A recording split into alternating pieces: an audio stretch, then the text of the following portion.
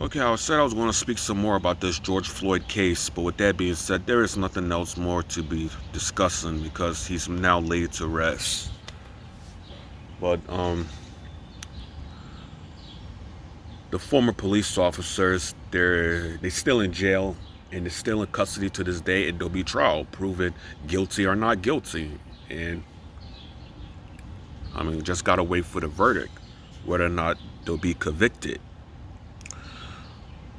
But to with that being said, to you people need to understand this, that George Floyd, he was not an innocent man.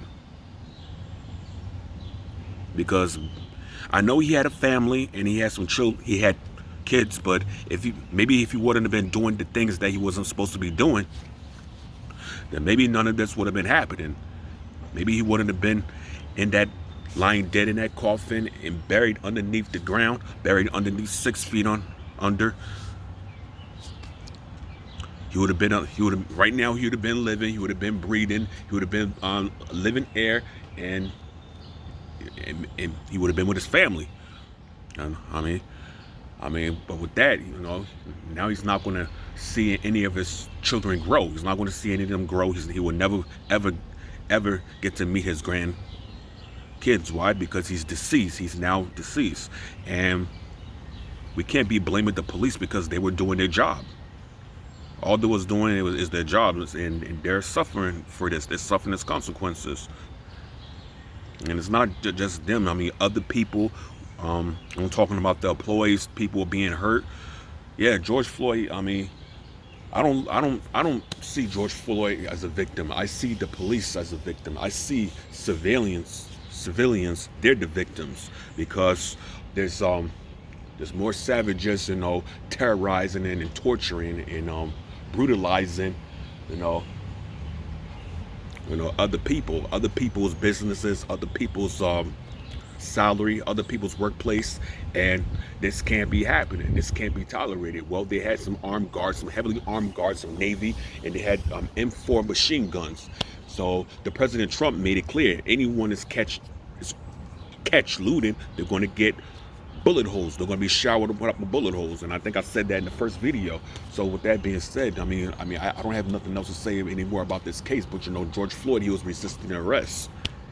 He was resisting, and he was not an innocent man. And not only that, he was high. He was high on something.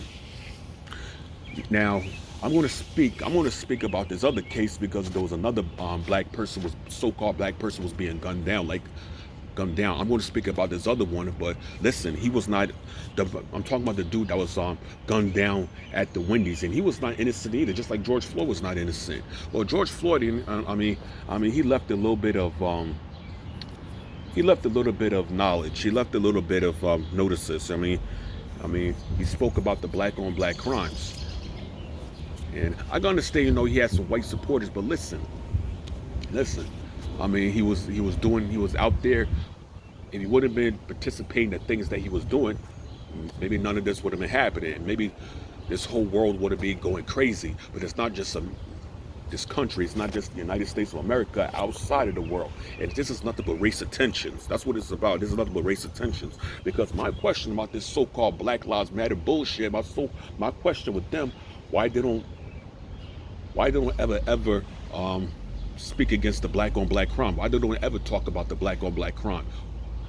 Why this don't go all over the world? Why this doesn't go over the place? But as soon as a so-called white person, as soon as a police gun a so-called white person as a police gun these motherfuckers down,